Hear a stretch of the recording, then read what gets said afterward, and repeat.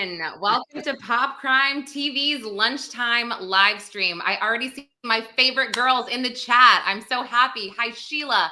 Hi, Taryn. What is up, you guys? So as you can see, I have a really special guest here, Jeff Timmons of 98 Degrees. Jeff, thank you so much for joining the live stream today. Oh my gosh, thanks for having me, Lauren. Long time no see. I'm excited about what you've done. I've been following you on social media. Your podcast is blowing up. I mean, what a great lane with the true crime stuff. And you're always on top of the latest and greatest exciting, controversial topics. I'm so happy for you. Thank you. You're so nice. Oh my gosh. Oh, hey, Sue. I'm going to pin some of these. Well, Jeff, you're so kind. My gosh. Just so everyone knows, Jeff and I had a very short-lived podcast called Millennials Revealed. Hi, Jay Friday. They're saying hi to you, Jeff. Yeah, I mean, I'm sure a lot of your people are going to pop in here. I posted this everywhere, so hopefully there's some new faces and new handles that can like and subscribe to this channel. Nice. Jeff and I had a short-lived podcast, Millennials Revealed. We threw it back to the early 2000s, and Jeff obviously has a lot of connections in the world of boy bands and pop music, and so we were able to talk to a lot of different people. I mean, I got to interview Chris Kirkpatrick because of you, and Eric Michael Estrada, who we saw on the documentary Dirty Pop, a boy band scam. But Jeff, really quick, Jay Friday said, so cool to hear Jeff say my name out loud. Jay's a rock star. I love Jay. He's great. That's so nice. Yeah. Hey, Kara, how are you? What's up, Kara? Okay, so Jeff, first of all, you watched the documentary. I watched it. There was a lot that I did not know. Did you know all about this? Were you aware of this? I did. There wasn't anything really surprising to me. I mean, I think that, it was very interesting. I have an interesting take on it. First of all, one of the things, I want to say this right in the beginning about talking about this documentary. Yeah. I know that Lou Pearlman gave all of these groups and these guys opportunities for success, right? But it's not mentioned too much in the documentary. You see a lot of the guy that put this together, the guy responsible for Backstreet, the guy responsible for NSYNC. What about them? I mean, they're extremely talented guys. I mean, these guys, without them and how good they were and their talent, I mean, it doesn't matter what sort of position he puts them in. They had to sing the records. They had to go in the studio. They had to do the hard work and sweat it out in the hangars doing the dance steps. So, of course, as an artist, that was irritating me that, this guy, waved a magic wand and all of a sudden these guys were famous. Certainly he positioned them, but they had to be good. And look what happened after they left. There wasn't after both Backstreet and NSYNC left, there wasn't entirely too much success there. But anyway, off my soapbox, what I wanted to say is I have an interesting take because 98 Degrees was not a part of that whole faction down there in Orlando or Lou Pearlman and Transcontinental and Jive Records and all that stuff. We had a very different journey. Not that ours didn't have ridiculous ups and high highs and low lows and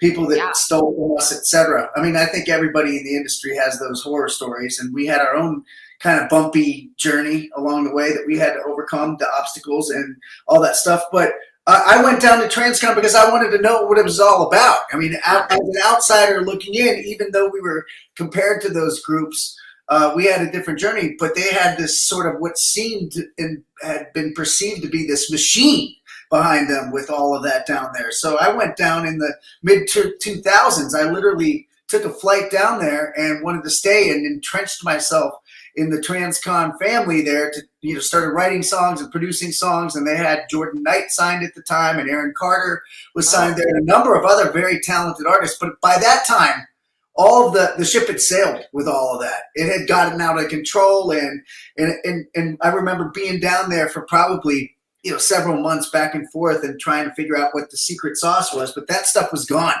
There were plenty of people that worked for the company that were brilliant and talented, but it had been such a disaster over there, and sort of the jig was up, right? Everybody had figured out that it was a scam at that time. And seeing all this kind of go down and go, this can't be the formula for what made them successful. And certainly, minutes later, it all fell apart. But right. Yeah. So well, sure. I was gonna say it made sense. At first, I was like, why is Lou pushing NSYNC to sing at all these weird functions? And I'm like, oh, this is how he's getting his investors. Because guys, if you didn't watch, Lou Pearlman was essentially running a Ponzi scheme here, getting all these people to invest in the boy bands. And then, pretty soon when it was time to get paid, I think it was Chris Kirkpatrick, he saw this $10,000 check. And at first he's like, wow, this is more money than I've ever seen in my life. And then I love that he said JC was the smart one, because I'm going to be honest, JC was always my favorite. I always loved JC. And I was like, I knew I went for the smart one, bitch. Yeah. So literally he's like, JC was like, well, how much do you make it Outback in a year? That's where Chris was a waiter. And Chris was like, oh yeah, you're right. So they slowly realized, yeah, I'm kind of getting screwed here. So Jeff, I wanted to ask you, because, I thought this was super interesting, the way that they almost, I don't know what it's called. Tommy might know in the chat, like when you get a sports team and you try to bribe them to go with your team, or it's not bribing, but you take them out. What's that called? Like, I don't know. I don't know. When you're courting somebody. It's just the whining and dining and all of that. It's schmooze people. It's called schmoozing. Like it still happens today. Like if there's a meeting and someone, it happens to all of us, even though it's several years later. That it's always interesting when I'll have a distant friend or a distant relative call me up and say, "Hey, I'm in town. Come see me," and then they'll have 15 people there, and it'll be a spontaneous meet and greet to make them look good, or if someone in the business I haven't talked to in a while, oh, let's meet up in LA or New York or Nashville or wherever, and all of a sudden they've got somebody that they're there to try to show you off in front of or impress. That happens all the time. I mean, look, like I said, all of us, we had our own version of this, right? I don't think you can when you're that young and hungry and excited, and you have sudden success, and you're getting carted around all over the place. You don't really have time to sit down and take a deep breath and kind of dig into the books and find out what's going on behind the scenes and kind of climb into the weeds and figure out what's going on. It's hard to do, and you're excited just to be making it, right? And you're working hard, and there's someone behind you ready to take your place. So you're trusting that the people around you are doing what they're supposed to do. Well, I wanted to just take it back for a minute, because I didn't realize that these young kids, NSYNC and the Backstreet Boys, and they were just teenagers, and they were getting wined and dined, and they were getting girls thrown at them, and they were just doing all this cool stuff. I mean, first of all, Jeff, how old were you when you first signed with 98 Degrees? And then did you experience this where they're just throwing things at you, girls, money, restaurants, clubs, all of that? Well, I mean, look, we didn't have a label throwing it at us. It just sort of, I was in my early 20s. Okay. We got signed, I think, when I was 22. And I think, it's still, you're a young guy. Guys, it takes them a long time to mature, right? So we don't really start until our 30s, if then, right? But for us, it just sort of came with it, right? We got signed to Motown, and, of course, they wanted us to be cooler. So they wanted us to go all these parties in New York, and wanted us to get the flavor and this, that, and the other. And of course, it's all right there. And then once you become popular, if you have songs on the radio, and I think we were on TV every day for 3 or 4 years straight on something or another. TRL or talk shows or Nickelodeon or Disney. I mean, there was some sort of version of us on television for several years. I mean, you become very recognizable, and that stuff just comes along with it. It finds you. You don't have to go see it. People don't have to bring it to you or throw it in front of you. It finds you. I mean, and you got to really quickly sort of get realistic with your balance in life, and it's hard when you're a young guy, and this is what you wanted. This is kind of why you got into it, and it's all right there in front of you. You have to decide, okay, look, this is not real. 6 months ago, people didn't know who I was before, and now everybody knows who I am. You have to put it in perspective. That's why I think, our blue collar Midwest upbringing helped us a little bit with all that, because we kept each other in check, and, we kind of, still dug in and decided to work and focus. Not that we didn't have fun or didn't experience a lot of these things, because we did. But you know, it's a matter of how you kind of put things in perspective while it's happening. Yeah. No, absolutely. And did you ever cross paths with Lou Pearlman? Just because you seem to be, you know, in the mix with everybody. Well, yeah, I mean, of course, we were compared to those groups. So we saw him around, and you know, we did shows, and he would be in the audience if we were in Orlando, or if we were doing shows with, you know, Backstreet and NSYNC and radio shows like that. He was around, and we crossed paths. But when I went down there I wanted to become part of the Transcon. I wanted to be one of the producers, or you know, be a part of the label down there. So I had a lot of interaction with him. And you know, and he was always like, all right, we're going to do this together. Very charismatic guy, as you could kind of get and kind of draft from the doc. Yeah. And then in meeting him in person, he was a charismatic guy and a fast talker. And he would say, yeah, we're going to bring you in. You're going to be part of the family. You know, you're going to, you know, have your own records that you can put out. You can sign people. And then, you know, after several months, you know, I even co-produced some songs for their artists. I was actually working radio promo for them. And then when it was time for the paycheck, I'm like, well, when am I going to get paid? He just bought Church Street Station, which is a historical part of Orlando. So, you know, he has a steakhouse, and he's got these great studios, and he's got this high-rise, you know, and I'm like, oh, he'll pay me. He's got the money for sure. And then it never sort of came around, you know. And I'm thinking my, you know, 10, 20, 30,000 that he owed me, that's peanuts compared to what he ended up taking from all these innocent people, sadly. But still, that's a lot. You put in the work, and it's like, I don't understand how this guy got away with it. And it's so funny because you're kind of like everyone else there, where you're like, oh, he's good for it. I mean, he's Lou Pearlman. Look at him. Look at this birthday party. Look at NSYNC. Look at the Backstreet Boys. Look how successful Aaron Carter is. I mean, that's so interesting. Well, Aaron and I were down there, and I was working on a song for him. I was working on some stuff for Jordan, and you know, Lou was like, hey, you know, Aaron's got a show in Chicago tonight. You want to go? And I'm like, sure, absolutely. And you know, we pile into a private jet. You know what I mean? So you're like, this guy's really, really got it figured out. But I noticed like there was such a disconnect with him and the staff. It was more flash and flying around. But when it came time to set up, these guys had created brilliant material, especially the one I was really close to. Aaron's record was really good. Jordan's record was really good. But when it came time to like actually putting it out the right way, or setting up the marketing plan or the radio promo plan, it was so disjointed, and it's no fault of the staff that was down there. It's just they didn't have anybody really helming the ship at that point, and they weren't exactly tied in with Jive. I mean, I really think once Backstreet and NSYNC left, and like I said, there were other talented acts down there. Once they left, they kind of pulled the plug and the energy out of all of it at that time, and it wasn't that machine anymore. And so I don't know if this is me or like anyone else in the chat agrees, but I obviously knew O-Town. I was a fan of O-Town, knew them, literally had no effing clue who Natural was. No idea. I was like, never heard of you, have not heard one song. I mean, did you ever cross paths with these guys? Yeah, they were down there. When I went down there, they were down there, and they were getting primed to come out. And really it was just, they were kind of stringing those guys along, it seemed like to me. And I didn't want to say anything because I was new to the party. I wanted to be involved with this great machine that was churning out, you know, tens and hundreds of millions of records and creating stars. But I was going down there and identifying that these guys were kind of getting the runaround. They changed their style a bunch of times. They changed, you know, their look a bunch of times. And they were really, again, a bunch of really talented guys. Forget that, you know, he's given them the opportunity, or so-called put them together.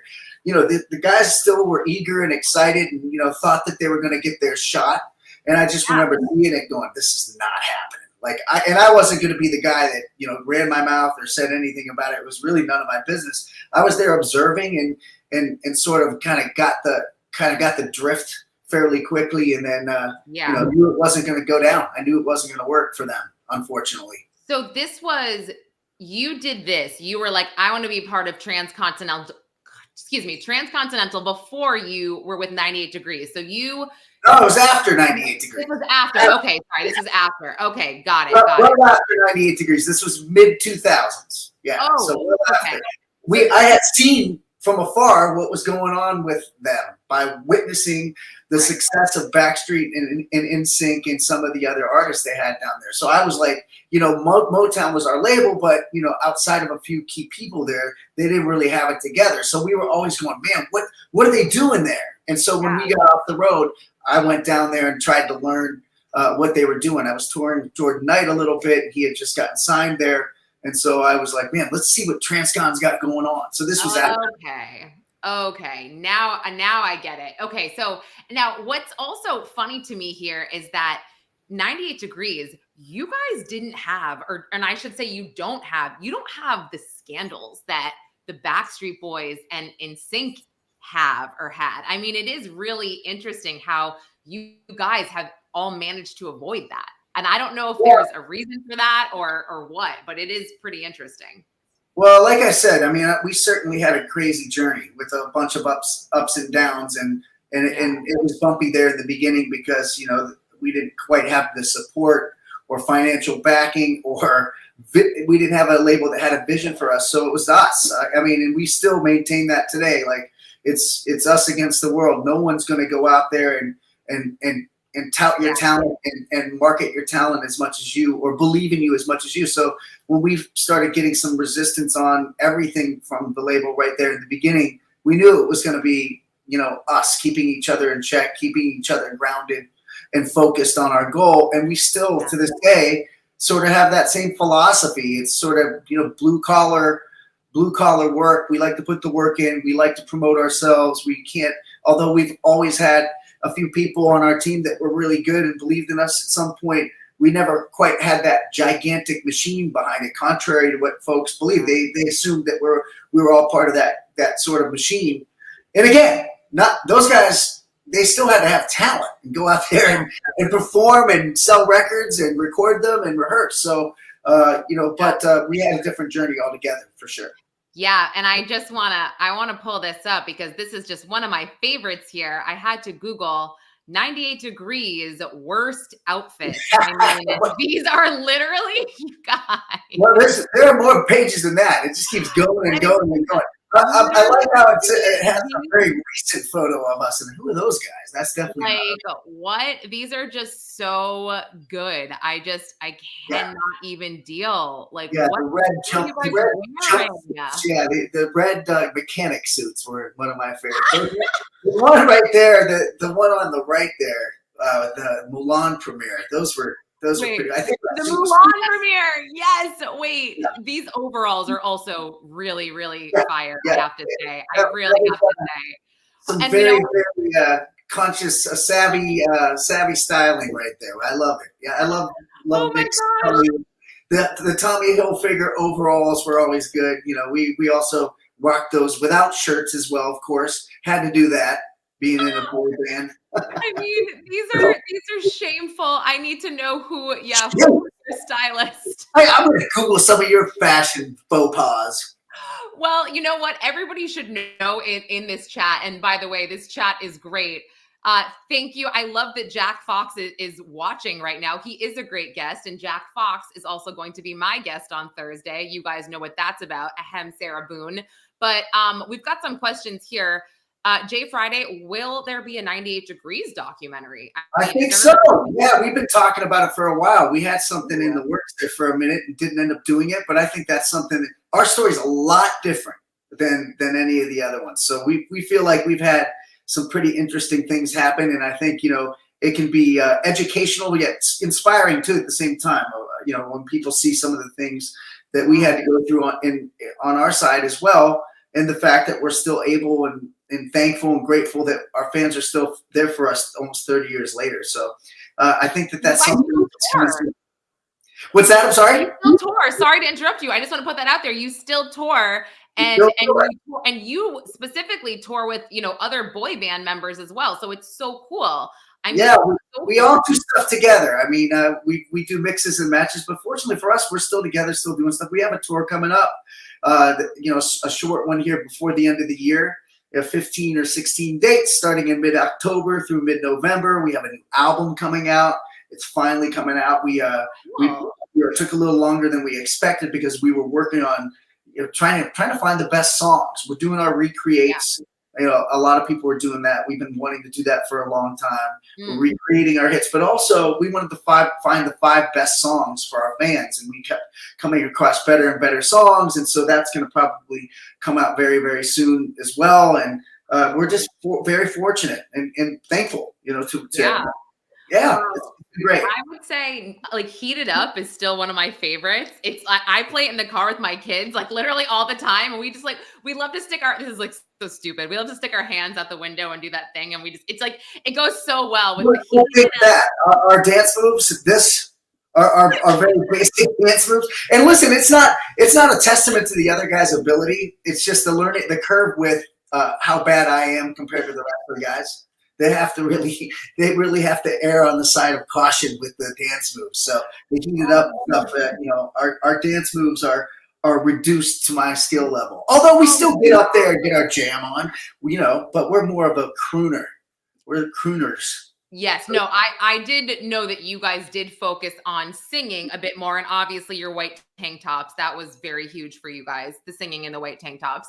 Right. We cannot forget those. Yeah, you gotta have the white tanks going on. Of course. I just want to go through the chat really quick. Is 98 Degrees coming to Detroit, Michigan this year?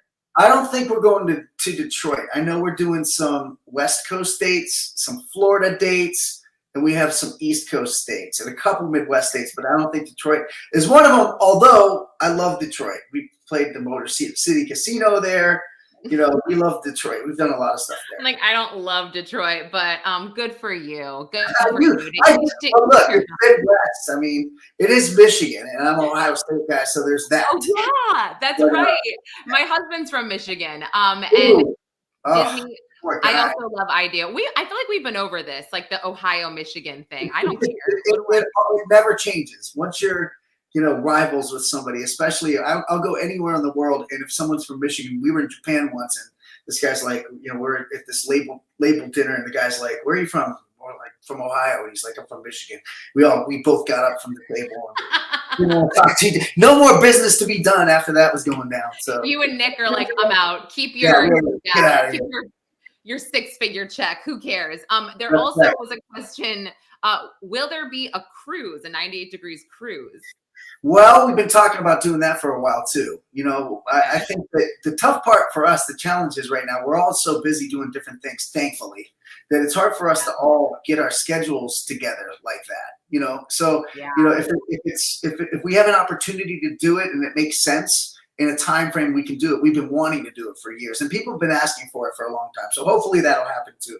Yeah, no, definitely. I mean, I definitely get seasick from cruises, so I won't be there, but I think people in the chat are looking forward to that. And Victor, thank you so much for saying you've never seen me in a bad outfit. I totally had to pin that. But what a kiss ass. I know, right? God, but I'll take it. Are you kidding me? So come on, Victor. I want to ask you, just sort of, you mentioned when you guys were forming 98 Degrees and you were starting out, you had a lot of ups and downs. I want to know what were some of those downs?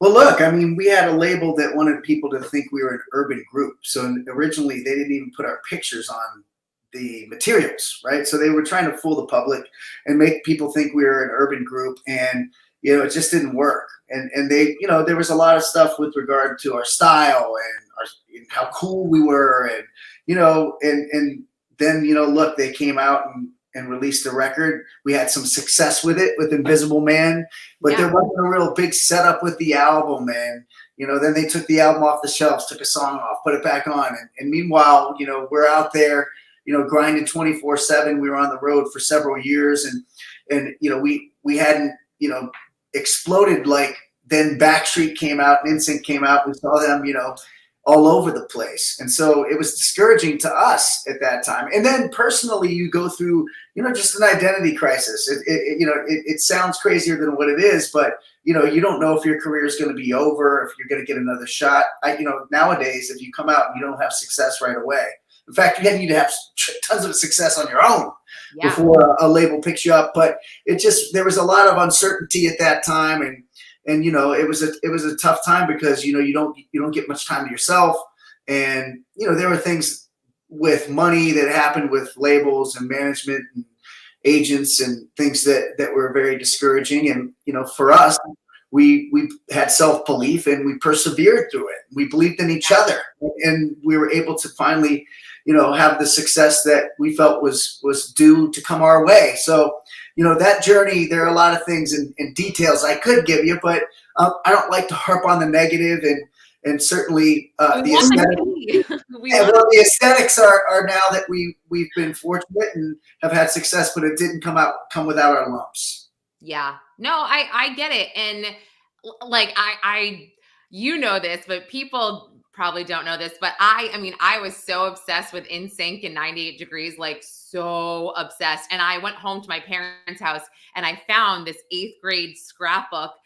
Guys, I had Jeff's picture cut out from like I don't know, like a Teen People or something. And it was glued on the front. And it was just like, I was thinking to myself, man, I would just, if I was 14 right now, I would not even believe myself if I said, yo, I can text Jeff Timmons. Like, I am doing a show with him. I mean, I wouldn't even have believed it. So, well, you're making me blush over here. So I appreciate the kind words and the sentiments. But look, I mean, we were fortunate enough to have fans like you out there, and then we still have them, right? So it's fun.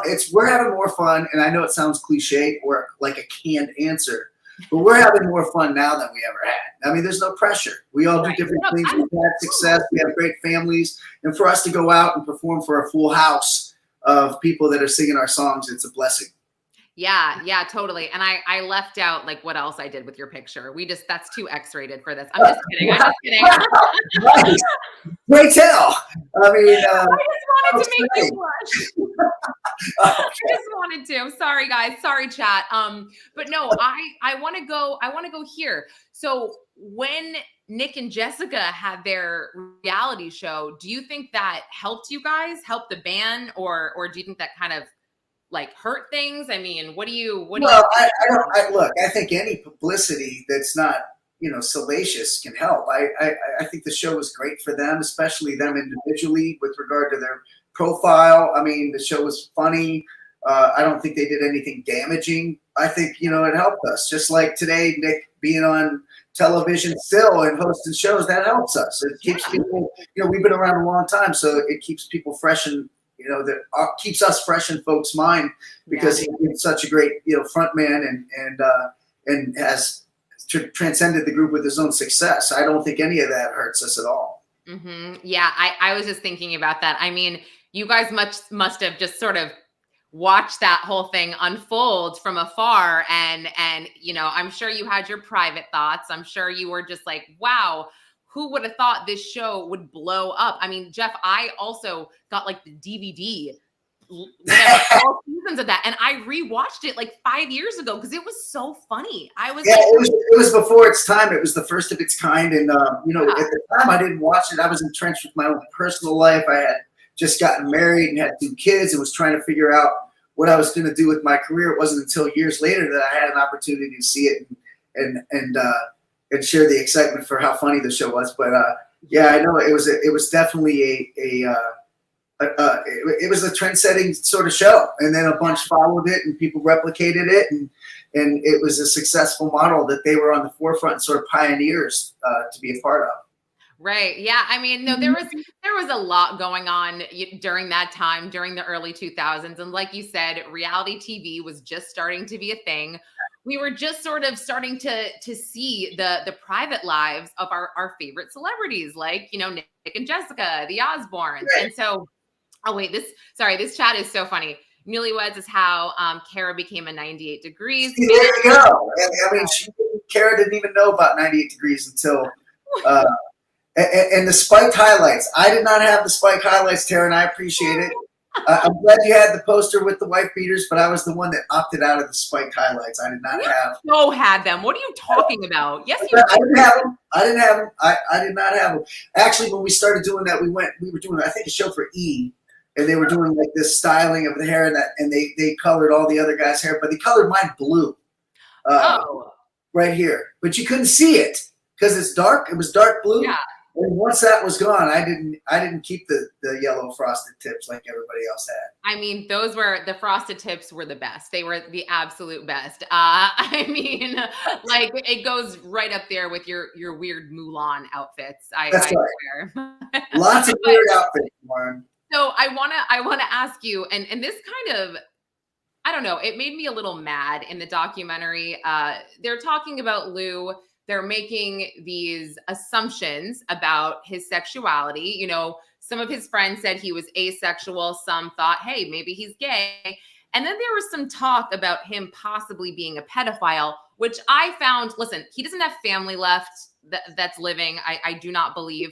But I feel like that was a little unfair of people to assume about him when there's been no allegations of him touching anyone or any little boys. I mean, yes, he wanted to see some abs, right? I guess that might be sort of part of the culture. But Eric Estrada was saying, yeah, like he was a little creepy, but he never touched me. But did you hear anything in the world of, you know, I guess the teeny bop world that you were in? Like, was he a known, I don't want to say just creeper, or was that a thing? You know, I don't know. I honestly don't know. I mean, you hear stuff, but look, I mean, you hear stuff about everybody, right? And then you meet them, and then you're like, that's not true. Mhm. I have no idea what Lou did or didn't do in that respect. I was a fan of the success of his record company, the artists that came out of there. And I know it sounds politically correct, but I never saw anything like that when I went down there and spent the several months I spent down there. Certainly there are rumors and stories, and you know, I think I'll leave that up to the folks that it did or didn't happen to for them to tell. But it's far be it for me to make accusations or spread rumors about things that I heard without seeing it firsthand or hearing it directly. You know, I know that's a big answer, but it's true. I don't know anything about it, and hadn't seen anything firsthand when I was down there to that accord. Yeah, and that was my whole thing where I was like, man, this is, I mean, are you trying to get eyeballs on the documentary? Because that's a pretty serious thing to say that, you know, he might, I didn't appreciate that, only because it's a big deal. And, you know, no one's come forward and said he did this to me or did that to me, but they had to bring it up. So, well, you know, look, of course they're trying to get eyeballs on the documentary. And again, if it happened, I leave it up to the people that it happened to talk about it. It's outsiders and what they hear. yeah.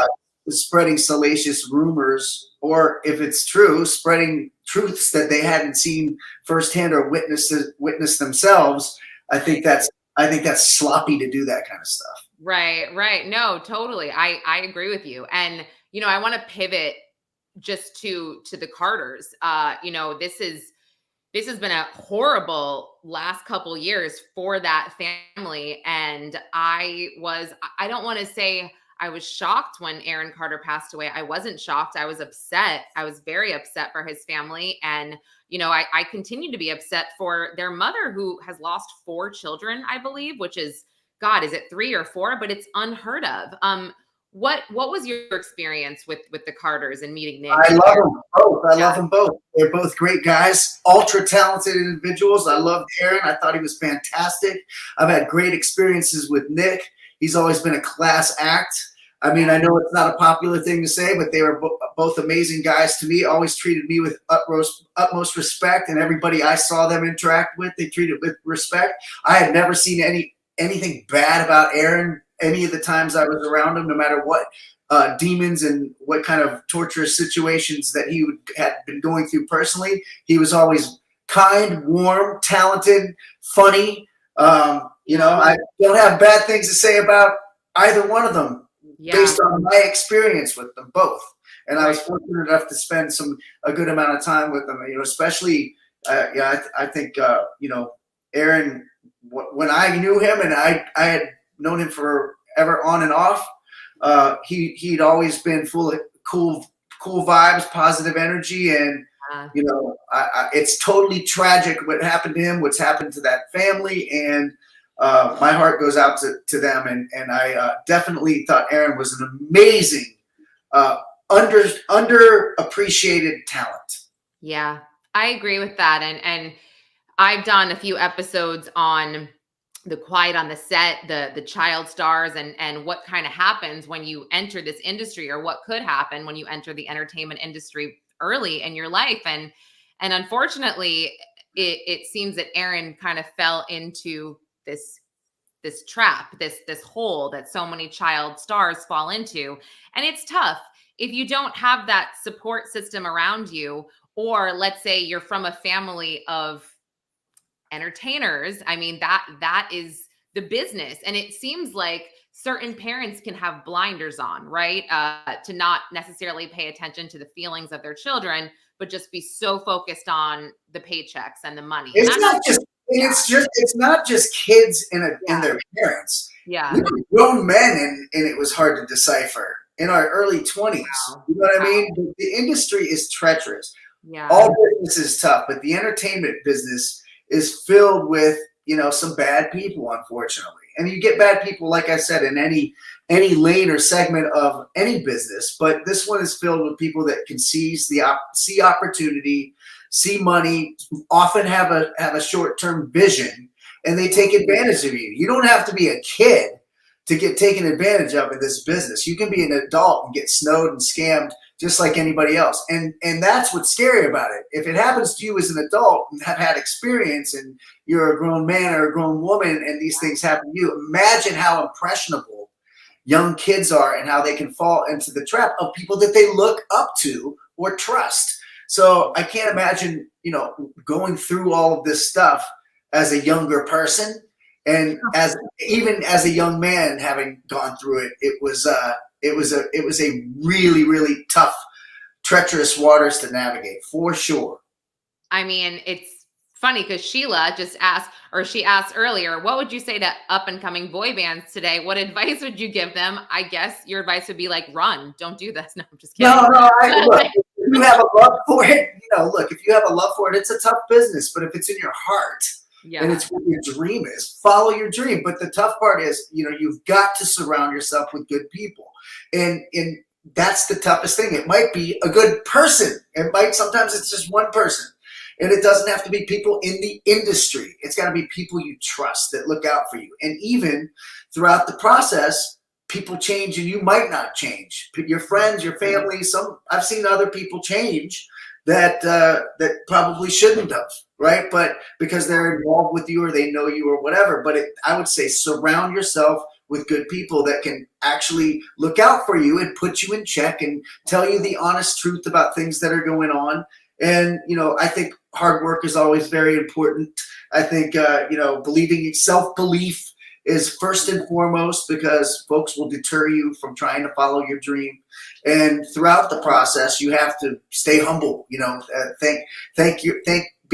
express gratitude on a daily basis, even if it's tough and things aren't unfolding as fast as you want them to. I think all of those things are important formulas for, ingredients for a formula for success. Oh, that's really nice. I think that was so nice. I think I have to remind myself of that. You should express gratitude every day. For me, I'll thank God every day. Uh, Anyone else who may not be religious, yeah, just be grateful for what you have. But that's me every day. I'm like, this is not happening fast enough. Yeah, I mean, look, as long as you're persistent and giving yourself an opportunity and working hard and have that self-belief, it'll happen. It's bound to happen. And most often it's right there when people quit. You're right there at the goal line or the 5-yard line, and you fumble the ball because you give up. And I think it's just that, and a lot of people say that's corny, but I think it's the universe testing you to see how much you want it, right? And then you keep on and on and on and keep evolving and keep trying and don't give up, and eventually it'll tip. Yeah. No, you're absolutely right. And just going back to what you were saying about just surrounding yourself with good people and maybe people that can look out for you when you're going into this business. I kept thinking about what some of these guys said and how they kind of felt that things weren't right, but they were like, we want a record deal. We want, we just want to sign, and we want a job. So like, who are we to say, this is odd? You know what I mean? Yeah, I mean, you look, just as you said, the parents have the blinders on, you do. Yeah. You're like, wow, I mean, that used to be the ultimate goal, right? You get a record deal, well, now you can put out your own records. You can distribute your records, you can market your records, you can aggregate your fan base, you can make a living from it. But back then it was, it's a record deal or bust. You didn't have the ability to proliferate your brand or get your music out like you do today. So, when that is sitting in front of you, even if it might be with some sordid folks and some guys and folks that might not be above board, you kind of lie to yourself and say that, these are the right people, because you're going to get that shot and you don't know if it's ever going to come again. But I can tell you 100% of the time, your intuition, if you listen to it, is correct. It's just if you want to listen to it. No, you're right about that. The intuition, I think that people's intuition is generally correct. And no matter who you are, and if you don't trust yourself, in my experience, I feel like I know that this is XYZ, but I'm going to do it anyway. And, sorry, I have to pin this because it's so, Taryn, this is so true about Jeff. He's such a positive person. He is so positive. It's amazing. It's just so refreshing. I totally. Well, I appreciate that. There's no look, and I have my down days, but I've been, especially lately, and when I first started the group with these guys, I just wouldn't let negativity creep in. You know what I mean?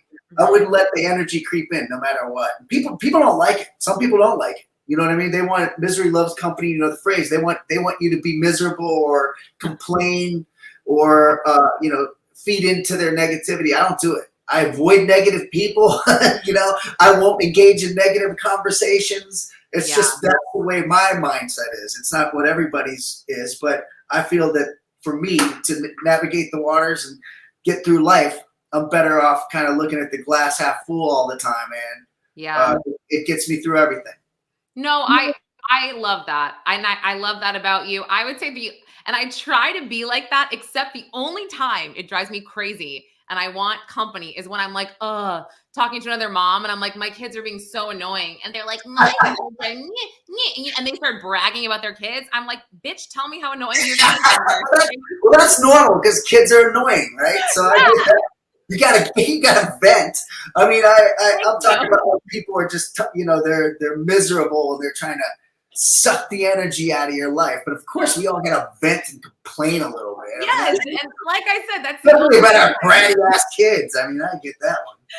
Yeah, and they're like, well, my kid's excelling in this. And I'm like, cool, my kid's punished for pulling his pants down at a rest. I don't know, whatever. It's like, I don't need to hear your kid in AP math while my kid's, doing the naked dance at whatever. Bragging about their kids. Trust me, their kids are screwed up too, just like exactly. But speaking of positivity, I want to know what was maybe one of the best opportunities that was presented to you because you were in 98 degrees, whether that was going to Japan and you've never been to Japan or going to an award show or performing at one. What was like one of the best opportunities you had? The best opportunity is to live a dream, to live the dream. I mean, I was in my basement in Ohio listening to Boyz II Men and taping them off the radio so I could listen to them over and over again. And then fast forward 20 years or 15 years and they're on tour with us. We're signed to the same label. We get to sing for Michael Jackson at his special. We got to sing with Mariah Carey and have a #1 song. We sang for 2 presidents at the White House. We traveled the world. We get to get on stage in our 50s in front of screaming women. You make money. You get to give your kids everything. I mean, I articulated on paper what I wanted to achieve at one point, and all of the things came true. But whatever happened has transcended the things that I dreamt about. I mean, is there one? I mean, there are so many that it's hard to just pick one.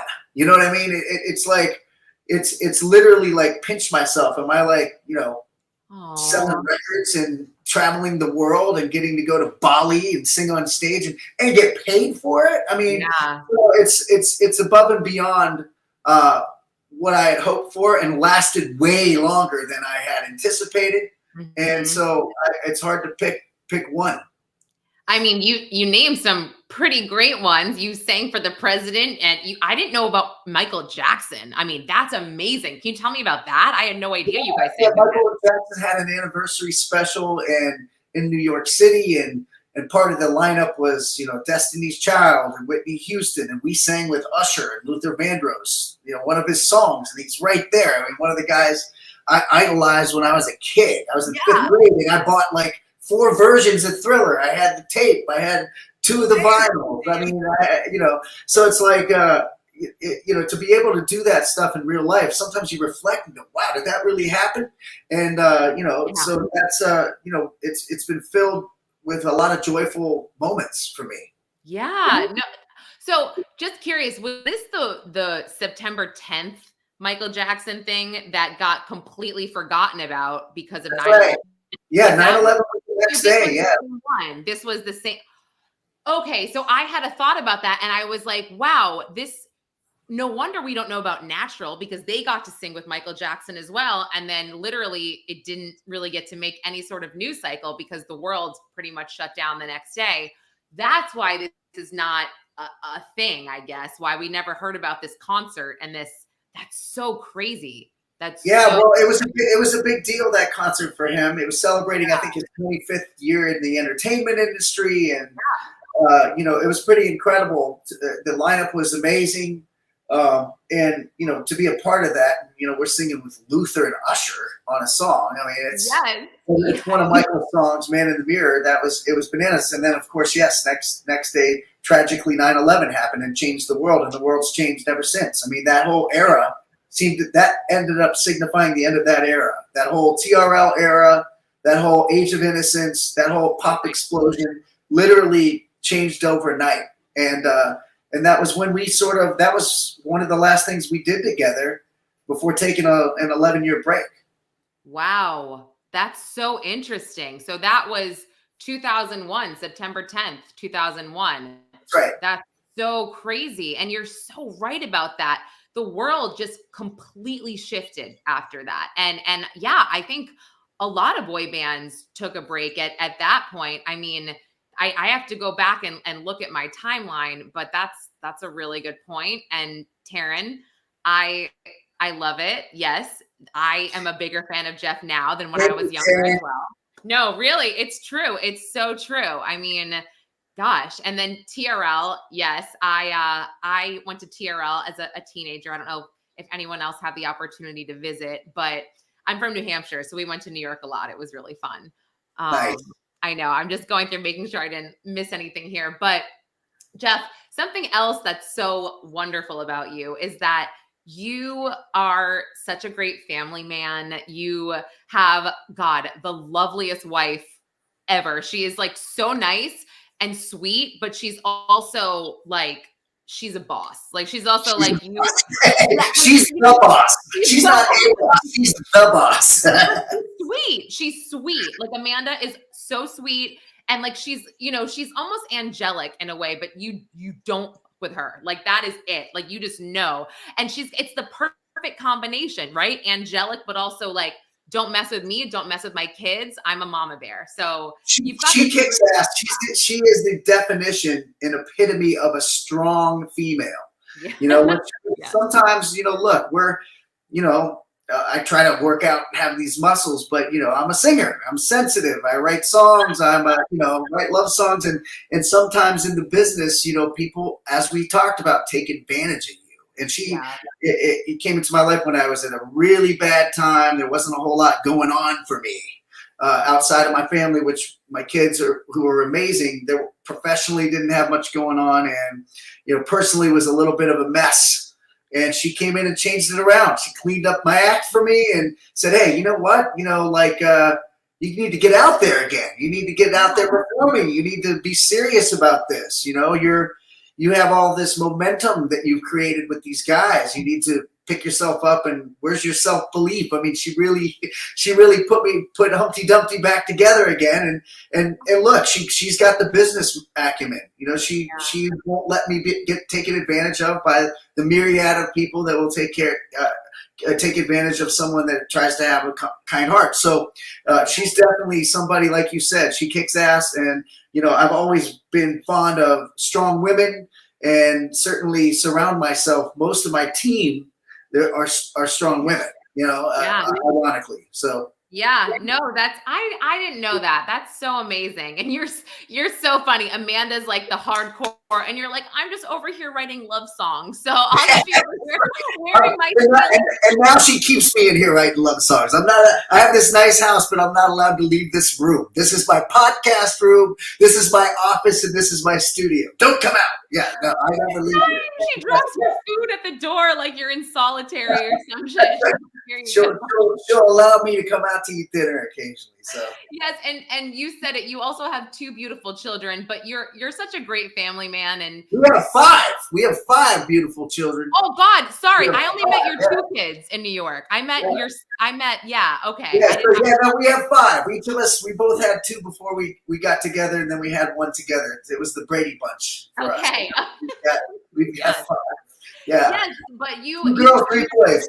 You're amazing. And you guys all came to New York. We did this launch party for Millennials Revealed, our old podcast. And it was just so fun meeting Jeff's family and having them in New York. And God, I was like so excited for that. I mean, I love everything that we both are doing now, but man, that would have been fun. And you know what? It was just kind of before its time, I think. That's what we'll say. And you were too good for a podcast with me to be your sidekick. You need to be out on your own, like you're doing now, in this lane, exploring true crime, all the salacious, juicy stories. No one wants to have you talk about the glory days. You know what I mean? Yeah. So you're exactly where you need to be. We love it. That's so nice, Jeff. I mean, yeah, keep going. No, I'm just kidding. That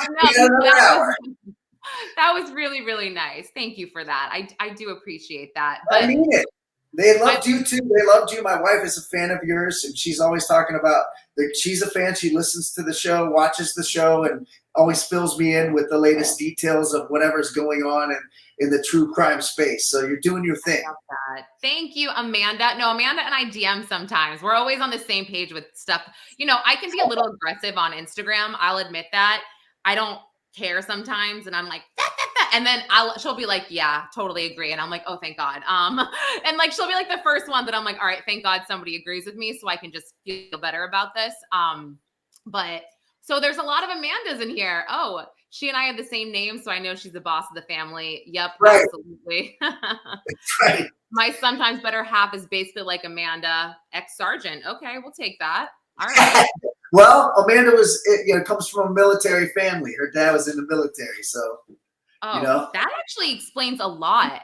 Like her love. Yeah, that's amazing. Gosh, Amanda, I love you even more. Yeah, and meanwhile, I'm disheveled. She's like, wear this shirt, put these shoes on, get your hair cut like this. We need Amandas in our life. And Karen, get the poster back on your wall. I totally agree. And will Jeff put his Emotional High album on all streaming platforms? I've thought about it. It's interesting that you know that, Jay. Jay knows a lot about my music, which I love. I wish more people did. Cool.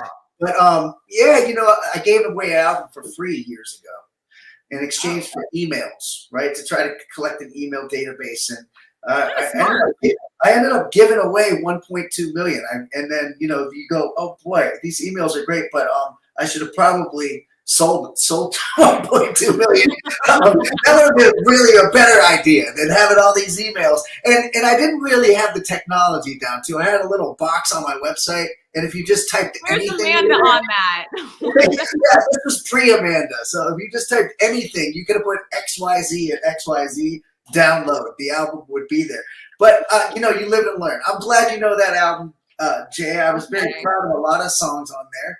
And eventually I'm going to I've got hundreds of songs. Eventually I'll put them all on the streaming services. So can they buy any of your songs right now on? I mean, I think the Whisper That Way album's on there. And, you know, look, while I'm proud of that album, that was like before I got a little better in the studio, a lot better in the studio. So there are a couple of songs on there that are good, but that album's okay. I wouldn't buy that way. Why Whisper That Way the single? That's I'm what putting I like. it in the chat, whisper that way, so they can buy it. And stop being humble. Like, stop being like that.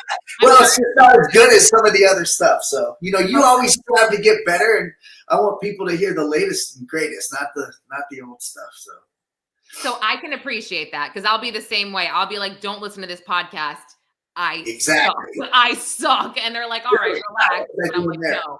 So then that's the only one they can buy of your solo work right now. I just want to make sure I put that in the notes. Yeah, that's it. That's the only one. And I've had a bunch of songs that I've put out here and there just for fun. I mean, I had a song called Lit that did really well. It went #1. Oh yeah, I like that song.